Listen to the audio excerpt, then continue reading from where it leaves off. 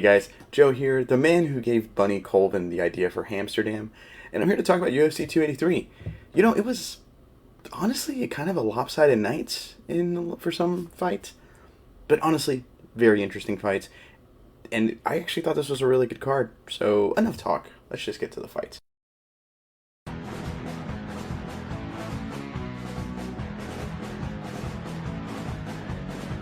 Because in our main event, we had Jamahal Hill versus Glover Teixeira for the vacant light heavyweight title. Jamahal Hill just beat the hell out of Glover Teixeira. But you know what's crazy is the real story here. And this could be fan bias because Glover is very loved. Jamahal Hill isn't very liked on the internet right now. You know, so, okay. I won't get into why. Like, he defended certain actions that had taken place this year.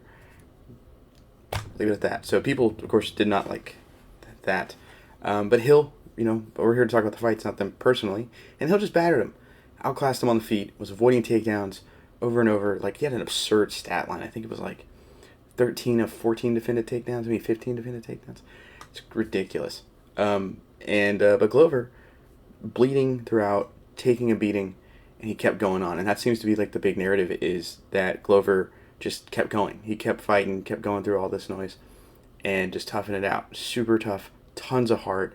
Jamahal Hill landed the most strikes ever in a light heavyweight fight. Glover never, you know, kept in it. Made it to the final bell where he did lose the decision, but it was, you know, actually he made it entertaining. It wasn't just. It was one-sided, very, very, very one-sided, but he was still going. He was still swinging. He even got a cut on Jamahal Hill and it swelled up pretty good, like a little mouse under his eye with a left hook, but it wasn't enough. So the game plan for Hill, I thought this was really interesting.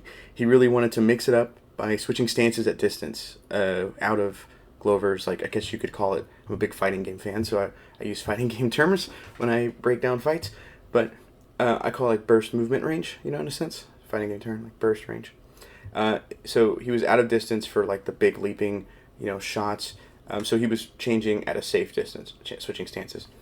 And he was using it to try and mix up with the boxing and the hands, but when he was southpaw, he was using the open guard to land body kicks to the exposed body, and it was nasty. And so Hill had these questions kind of coming into the fight, like cardio and wrestling defense.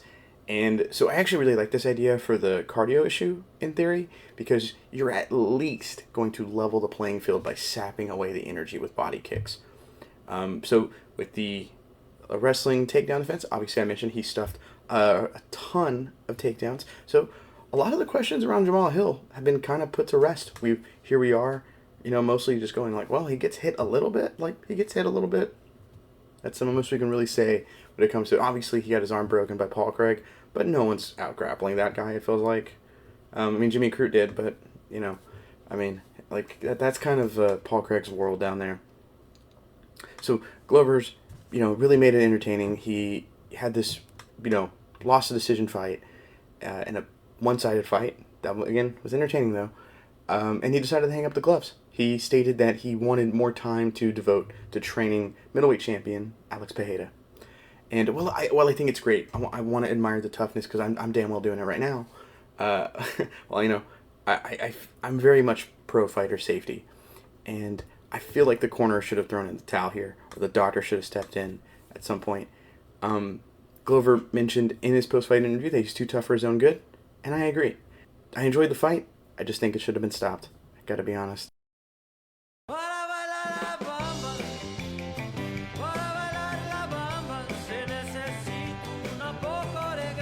But for the co-main event, we had Deivison Figueiredo versus Brandon Moreno. This is the fourth fight between them, and all for the title. I think Deivison Figueiredo was 35 coming into the fight. Last time he fought someone that wasn't named Brandon Moreno, he was 32. Think about that. Kind of crazy. And I personally felt like Moreno won the third fight, even though Deivison did get it on the scorecards. I do want to talk about, but I want to bring that up, though, because I want to talk about the concept of rematches, like in general. So, in my opinion, I think the guy who makes the most adjustments in between fights is going to use that level up to kind of take the next fight, in my opinion. I think usually that means the advantage is on the losing fighter because then it just go. Then they can look at the tape. They can look at the previous fights that they've had with it, and they can go, okay, so this wasn't working that I was trying. This was working. I got to build off on that. And so I need to change those up. Okay, but what is he doing? Okay, he was doing this and it was working like crazy. I need to fix that. I need to stop that. So here we go. Whereas the winning fighter just goes, okay, so this was working. I guess I got to keep doing it. You know, he had success here, so I guess I should kind of prepare for that. But it's a lot of unknowns for the winning fighter. So it's a little more complicated than that, but that's just an easy way of describing it. So what were the big changes for these guys going in? Well, for Moreno, it was the wrestling. He was able to get the fight down to the ground multiple times, and it really helped him open up the striking. So, because if you're worried about the takedown, striking is a little easier, and vice versa. And the ground and pound he was doing wasn't like overly just Mark Munoz style Donkey Kong punches, but they were adding up damage as it was wearing him down.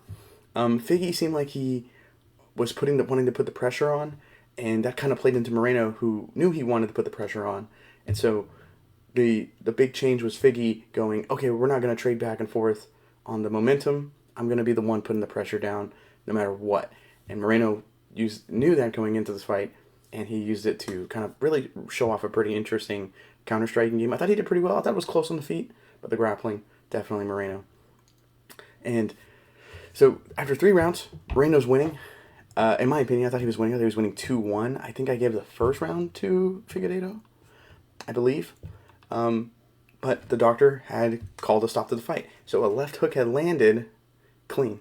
Landed super clean, and it just busted up that eye. Swollen right eye for Figueiredo. Figueiredo said it was a thumb. It wasn't. We can see the replay. It's a very clean punch. Absolutely a punch, no question. But afterwards, after landing the left hook, Figueiredo's kind of like, gets hit, moves in. He tries to paw off and kind of get a stiff arm him, and that happens all the time. It's where accident eye pokes happen. So Moreno did eye poke him after, but it was the left eye, not the right eye. So I feel like, oh yeah, okay, at least he didn't get the finish off of the shot, because then it would have been mega controversy. Here comes the 5th fight. But no, the punch that ended the fight was because of the damage, and it was a left hook. That was a punch. And I think, with no sight, no fight. So, fights off, Figueiredo, doctor stops it for him. And Moreno puts it to rest, at least in my mind, that there won't be a 5th fight. And even Figgy himself is going to bantamweight after the fight. So Carl actually called that exactly. Me and him both agreed, but he brought it up that no matter what, win, lose, or draw, Figueiredo is not fighting at 125 anymore. This weight cut's rough on him. So 2 things to note, really quick. First, kind of funny to me that people are calling cheating on Moreno because they're claiming the punch wasn't clean. Gonna say this here. Figgy cheats a lot too.